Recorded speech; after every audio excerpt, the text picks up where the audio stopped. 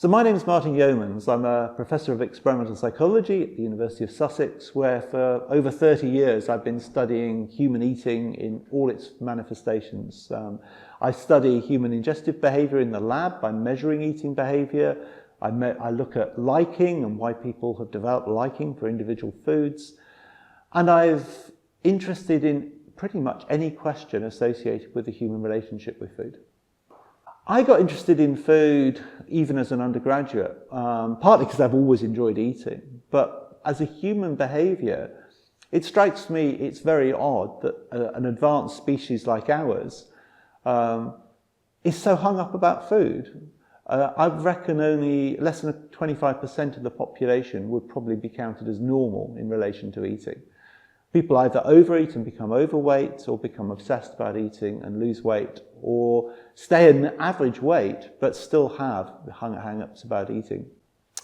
If we want to help people with eating problems, whether it's obesity or eating disorders, we need an accurate record of what they're actually doing. And at the moment, that's extremely difficult to do. So most advice to people with overweight comes from nutritionists or dietitians who tell them what to do in a meeting and then tell them to go off and do it themselves effectively. There's no real help at the point at which you're doing eating because the therapist can't be there. In the laboratory, back in the 1980s, a guy called Harry Pislif, who works at Columbia University in New York, developed a human version of what he'd been using with animals, really.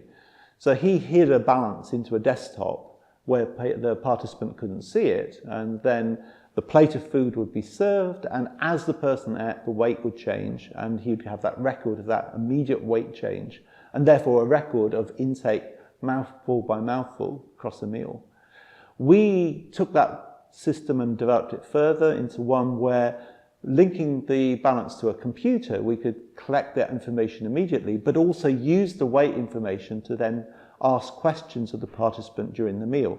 So for example, after every 50 grams, you might be asked, how hungry do you feel? How tasty is the food? How full do you feel? And by doing that, we started to parse apart the drivers of intake, hunger, the controls of intake, satiation and satiety, and most importantly, the hedonics, how your liking for the food changes all those relationships. So the Sussex Ingestion Pattern Monitor, as we call it, is great for measuring the individual behaviour of one person in a laboratory in a single room by themselves with one food. That's not reflective of how people normally eat. It would be almost impossible to set up a system where you had multiple balances around a table, so everyone was eating off balances. And you can't take the system out into the real world, at least not our system. There's a group at Sweden who developed a portable version, but you then have to carry a balance yourself, and you know you're using this, and you have to voluntarily get this out at the dinner table and put your food on it. That's never going to be taken up widely. So at the moment, the methods are only good for answering academic questions in a laboratory situation. They're not practical in terms of solution to helping people change their behaviour. Yeah. So at the moment, the way we do look at people in the real world is get them to fill in diaries or answer questionnaires. In the diary account, they're supposed to write down everything they eat, the time, the amount. But of course, they don't have balances or scales, so they give an approximate amount. And they're selective in what they either choose to report or can remember. If I ask you what you had for breakfast today, you can probably tell me. If I ask you what you had for breakfast yesterday, you might be able to just about remember that. But memory for food changes very, very quickly because we're always updating that short-term memory with the latest food we've eaten. Unless you have something totally unique that you will remember for a few days, you kind of forget.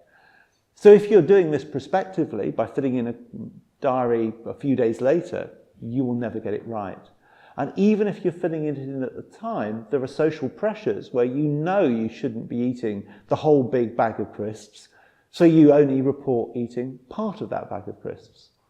We know this is true because in the 1990s, when people thought that obese people were under-eating but had a metabolic problem, they calculated the amount of energy they were reporting ingesting using diaries, And it was only about 70% of the energy they actually need to maintain their body size. So they were hugely underreporting because they were embarrassed. That makes it impossible to use those methods to do anything useful to help them. As technologies change, people have tried to start bringing smartphone technology into this, and there are some apps out there which people will have heard of where you self-report what you're eating. Note, it's still self-report. You're still having to remember to do this, but you're now doing it on a smartphone when you remember doing it. It still has the potential to detect a little bit more behavior, but it does rely on your honesty and your motivation to do it. What we find is people who are very health conscious are extremely good at reporting this, but they don't have a weight problem in the first place. And the people who do have a weight problem are very reluctant to engage, and when they do, they only partially report data. So in October 2023, Peter Lane, who works at the Innovation Centre at the University of Sussex, approached me, and in the past he'd helped me develop the Sussex Suggestion Pattern Monitor, and he said he now had a startup company called MTech who developed smart glasses which weren't developed to monitor eating, but seemed to be able to pick up the chewing movements that people make when they put food in their mouth. These glasses measure the muscle movements in the face, and of course, when you eat, a lot of muscles are engaged. I was intrigued by this and met with the MTech team, and they were very persuasive that they were convinced that this was going to measure eating, but I said we needed scientific proof. And within a month or so, we were running studies where we were using the MTech glasses in the lab alongside more traditional videotaping measures to see if we could get reliable eating behavior measured using the OcuSense glasses. The MTech glasses turned out to be remarkably good at this. In a recent analysis of chewing data, the algorithms underlying these glasses were picking up 90% of chewing events, particularly for hard foods, which are the ones which people chew on most. But it looks like we'll be able to go beyond that now. Sorry, that's a bit garbled at the end. So if we could get people to wear these glasses in everyday life, then we would know exactly when they were eating.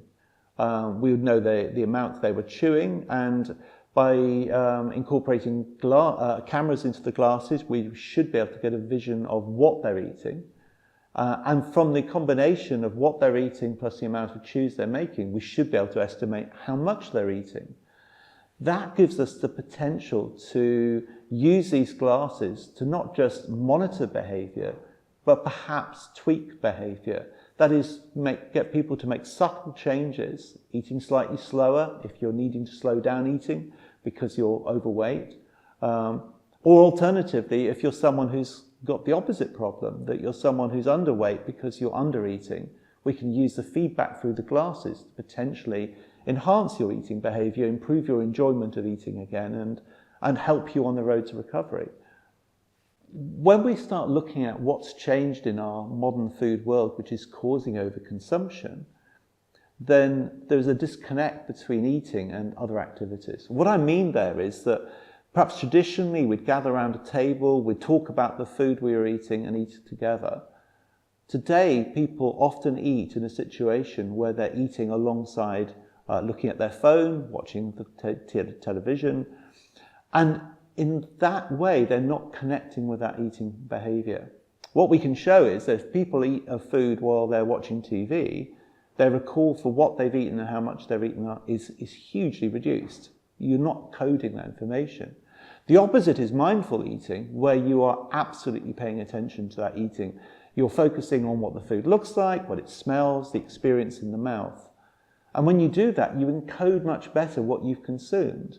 And if you do that, you have a better personal record of the intake, which allows you to then adjust your overall daily intake to a more appropriate level. Although there have been lots of different mindful interventions tried with eating, every single one of them has resulted in improved eating behavior. So helping people to eat more mindfully is a real way forward in helping overcome the obesity crisis. Alongside the distracted eating component, where you're just paying too much attention to other things to notice what you're eating, There's the emotional eating component, where you're using food as a way of escaping some unpleasant experience in your current psychological state. And that may be that you're feeling a little bit low, you're isolated, and you then turn to food as a reward.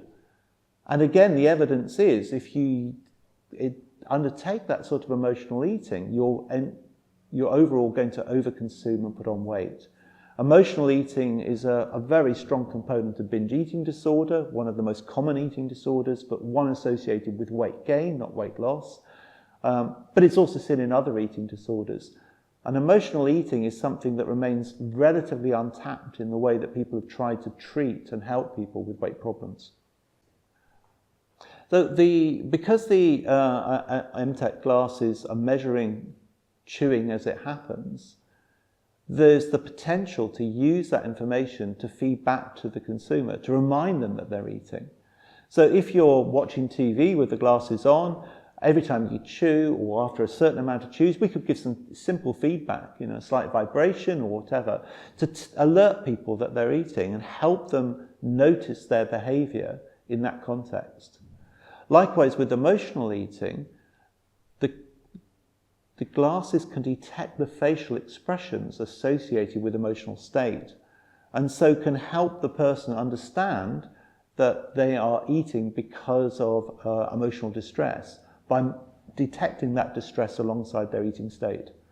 So there is potential here to use the glasses to deal with a wide variety of different eating problems by combining different components of the rate of eating and its adjustment by encouraging faster or slower eating, emotional eating by detecting emotional valence alongside the eating state, and reminding people that they're eating by bringing their attention back to that, a true mindfulness statement.